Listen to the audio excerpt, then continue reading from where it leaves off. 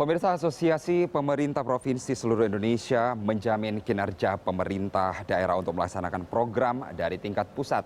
APPSI akan meningkatkan koordinasi kelembagaan untuk menghindari perencanaan pembangunan yang terintegrasi.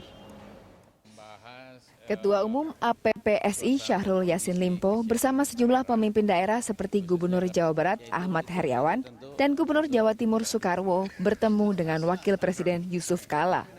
Menurut Syahrul, pemerintah pusat harus meningkatkan koordinasi dengan para gubernur terkait konsep serta sosialisasi program. Kerjasama antara pemerintah pusat dan daerah diperlukan untuk menghindari perencanaan yang tumpang tindih.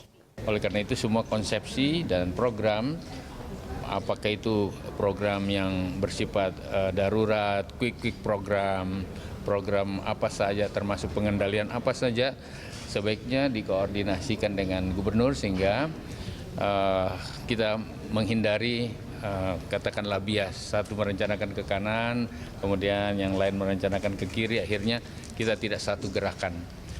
Sementara itu, Deputi Menteri Koordinator Perekonomian Bidang Perniagaan dan Industri, Edi Putra Irawat menjelaskan Satuan Tugas Percepatan dan Efektivitas Pelaksanaan Kebijakan Ekonomi berfungsi untuk meningkatkan sinergi antara pemerintah pusat dengan pelaku usaha serta investor, kemudian antara pemerintah pusat dan daerah.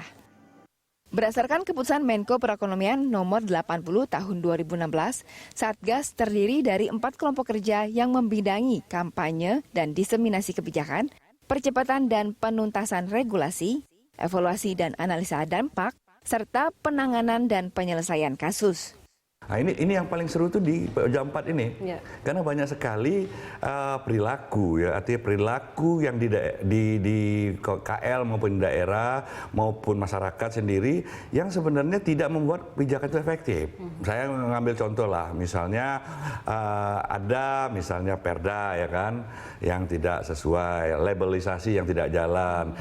Paket kebijakan ekonomi yang berkelanjutan merupakan bukti keseriusan pemerintah melakukan reformasi perekonomian nasional, baik dari aspek regulasi hingga implementasi. Tim Liputan, Berita 1, Jakarta.